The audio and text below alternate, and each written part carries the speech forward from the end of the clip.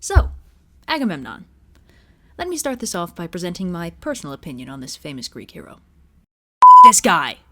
Alright, now that that's out of the way, let me start from the beginning. Agamemnon is the king of Argos, and beyond that, his primary defining feature is that he's related to a lot of more important people. His brother Menelaus, his sister-in-law Helen of Troy, his son Orestes, his great-granddaddy Tantalus, who's, well, mostly famous for suffering eternal torment in Hades after trying to feed his own son to Zeus. So yeah, one big happy family. Anyway, Agamemnon currently commands the united Greek armies that are preparing to assault Troy. More on that later when I tackle the Iliad. His brother Menelaus wants his wife Helen back and is willing to tear Troy down stone by stone to do it. Agamemnon is, tagging along for kicks in the spoils of war? But there's just one problem with this invasion plan. No wind. The wind is stubbornly refusing to blow, which means the vast armada of Greece is effectively landlocked. Because of this, the Greek armies are starting to get a little antsy about the no murder in their foreseeable future problem. Luckily for them, the friendly neighborhood oracle has proposed a solution. And even better, it's doable with items that can be found in Agamemnon's own home. All he has to do is murder his daughter, Iphigenia.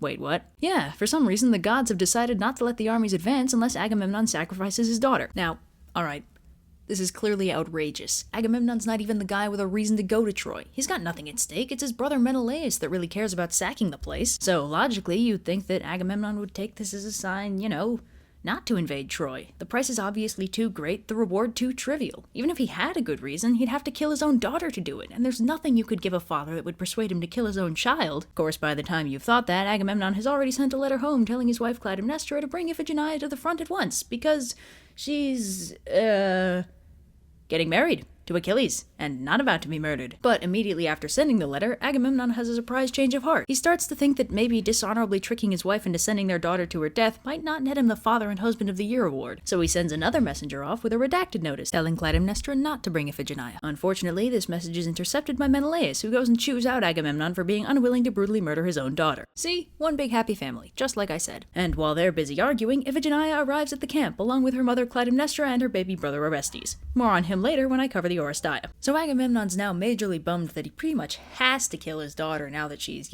within convenient stabbing distance. So Menelaus has a little change of heart and is like, dude, just send her home. And Agamemnon's like, no, there are no takebacksies on God-solicited murder attempts. Let's do this. So Agamemnon talks to Clytemnestra about how badass Achilles is and how great it is that their daughter will totes be marrying him. And, by the way, Achilles doesn't know that any of this is happening, and this becomes clear when he bumps into Clytemnestra, who immediately makes the situation awkward and weird by congratulating him on his impending marriage that he has no idea is happening. So Achilles is like, wait, what?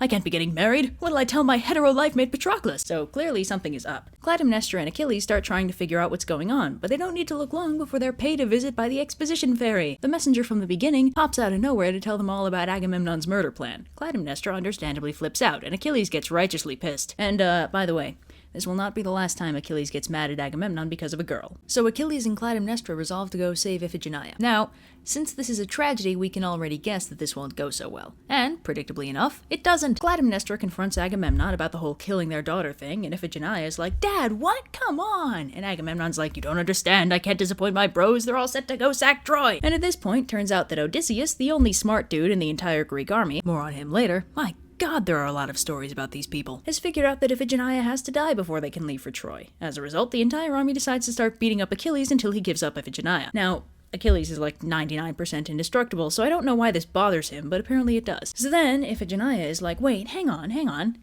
Dying actually sounds super rad. Like, if my dying is what makes the war begin, that'd make me, the most important woman in the whole war, right? And Achilles is like, well, since Helen's the whole reason why we're going to war in the first place, you'd take home the silver medal in the two-person race. But sure. And Iphigenia is like, then I bravely accept my fate, scoots out the door to face the army, and proceeds to get murdered by Agamemnon. But hey, at least he looked sad while doing it. The winds start to blow, the armies sail off to Troy, and Clytemnestra goes home to spend 10 years plotting her vengeance. More on that when I cover the Oresteia.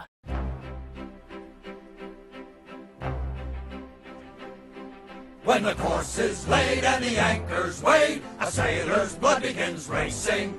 With our hearts unbound and our flag unfurled, we're underway and off to see the world. Underway and off to see the world. Hey-ho, we'll go anywhere the wind is blowing. Man lead man. Sailing for adventure on the deep blue sea. Safely Carefully now, Mr. Silver. Let's not get sloppy just because we're singing. Danger walks on deck, we say what the heck. We laugh at the perils we're facing. Every storm we ride is its own reward. And people die by falling overboard. People die by falling overboard. Hey ho, we'll go anywhere the wind is blowing. Hoist the sails and sing. Sailing for adventure on the big blue wet thing.